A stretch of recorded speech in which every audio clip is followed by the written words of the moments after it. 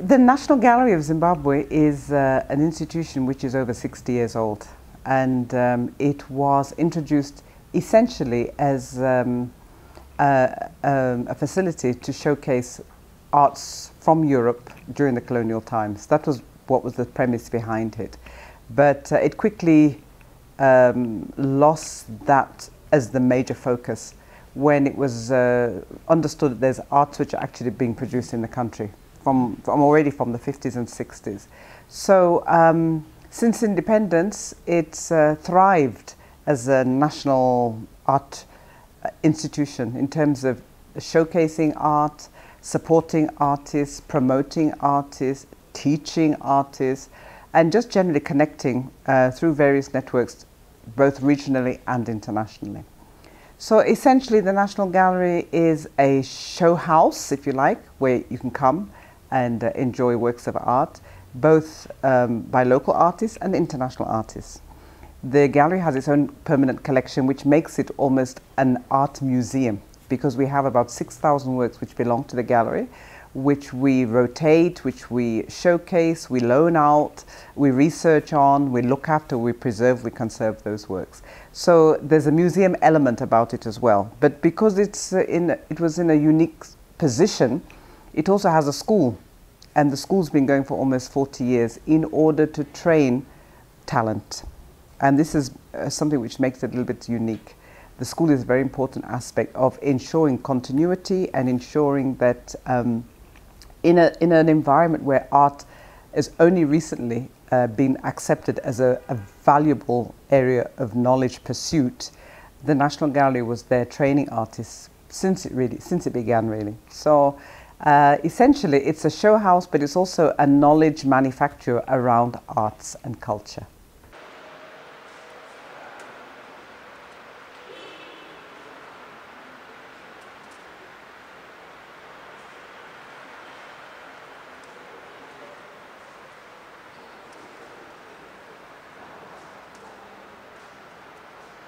The importance of art in Zimbabwe, it's a very important aspect of the society.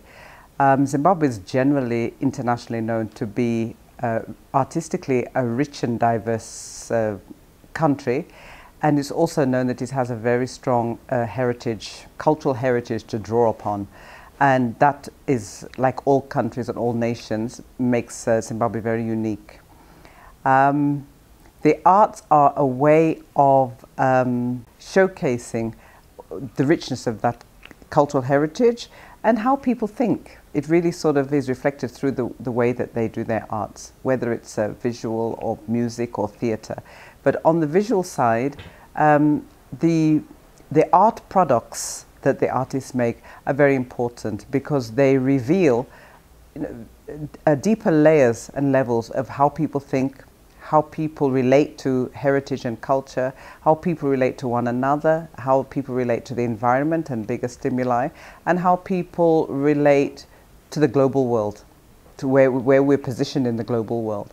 So it's a very important barometer of the way people are thinking and the way people are responding to various things. So it's an important area of knowledge. And I think it's only recently that some of the universities have begun to pursue the study of this area of knowledge in an academic and a very serious fashion. That's good for the gallery, it's good for the artists, because it means that artists have potential and have opportunities to upgrade themselves, to study more in terms of heritage, in terms of culture, in terms of technology, as technology is applied to arts. So it's a very valid area of pursuit. It's also valid because globally we're able to tell the Zimbabwean story through the art that comes out of Zimbabwe. So that makes us, that unique perspective and that unique narrative and unique lens is communicated via the arts.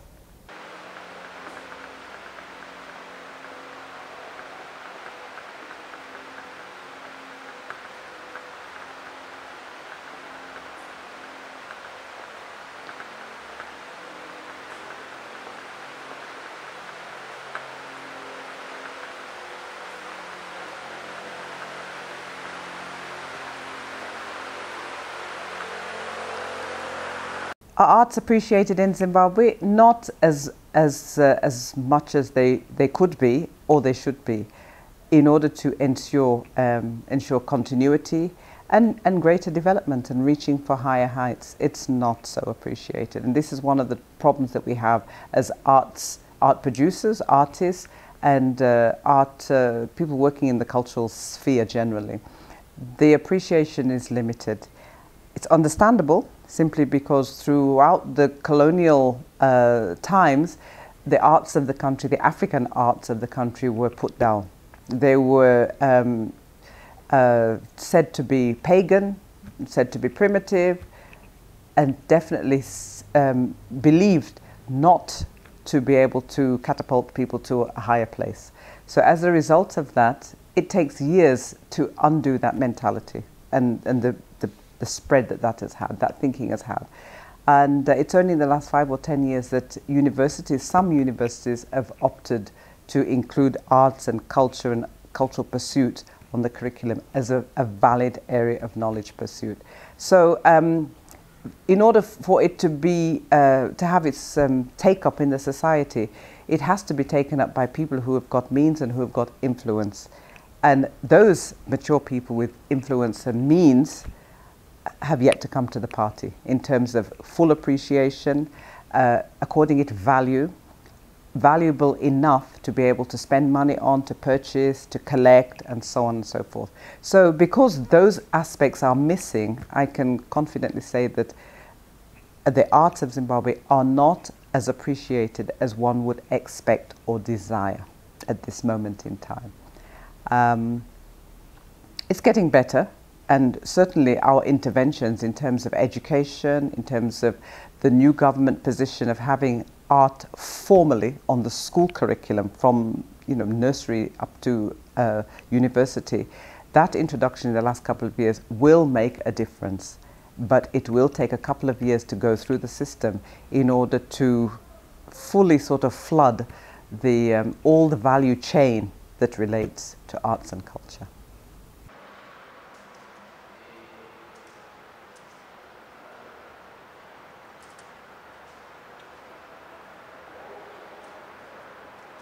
Well, to all the artists in Zimbabwe who have proven over and over again that they are awesome in terms of conceptualization, in terms of understanding heritage and culture, in terms of skills, an array and a diverse range of skills, they're not found to be wanting. There's ample talent and capacity amongst the artists of this country. And I always salute the artists of the country because, in spite of not having the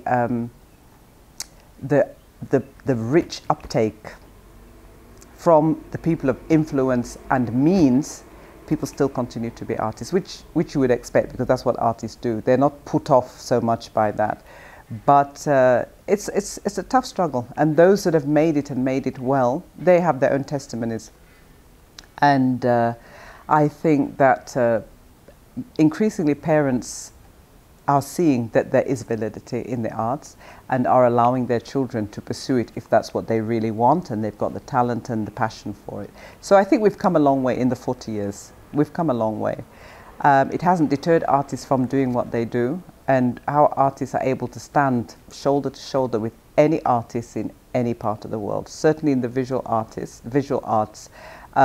several artists from this country have participated in the Venice Biennale, which is the biggest showcase in the world for art talent, and they've held their own very well in platforms like that, and even more commercial platforms like various art fairs in different parts of the world, whether it's on the continent or in Europe or in America, Zimbabwean artists are making waves with their unique perspective, their unique understanding of their heritage and culture, and unique skill set, which is based on tradition sometimes, it's based on embracing of technology sometimes, but it's always based on the unique Zimbabwean story.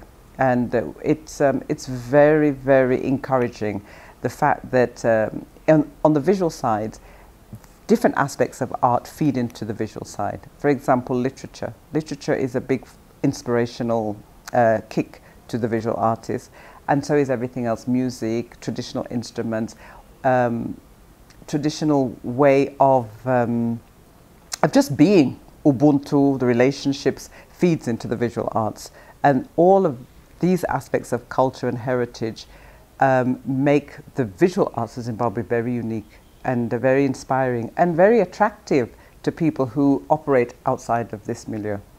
So to the artists, I can say that they must continue what they're doing. They must draw inspiration from the other disciplines in the arts, never to be afraid of looking at literature, looking at sculpture, looking at theatre and voice and movement and gesture and all the unique things which we take for granted, which are the aspects which make Zimbabwe unique in the world. And they're a great inspiration for artists, and for those artists who are able to draw on it and maybe enhance through technology or through different sorts of multimedia aspects, then I think that they stand every chance of really being successful in the global arena and the global marketplace.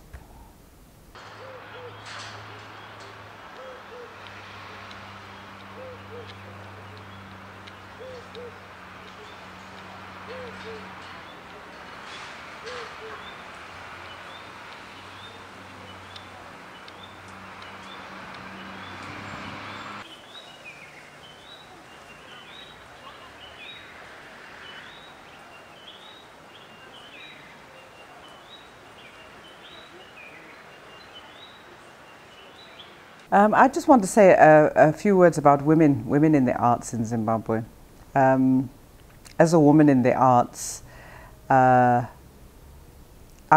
always inspired by other women in the arts, regardless of which discipline they're operating in, because I know that for women in particular, it's more difficult to break into the arts and to stay in the arts. There are a lot of forces which mitigate against continued operation in the arts. So to all the women out there that they've got artistic inclinations, and I see them in all spheres, in fashion, in dance, in movement, in film, working really hard to be accepted and to be able to tell those stories in a genuine, authentic way, often from a female perspective point of view. I think, just to encourage you to keep on doing it. There's never, it's an ongoing process. It doesn't sort of peak at any particular age or particular time. It might only come into fruition when a person's in their 60s. But I think it's a valuable contribution to not only to the knowledge of Zimbabwe, but to the world from a woman's perspective.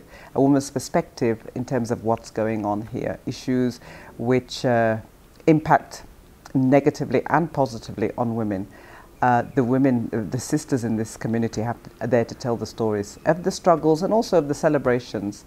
And so I really want to encourage more women to take up that role of being the storytellers of their lives, of the lives of people in the community, and our lives in relation to everything else and everyone else.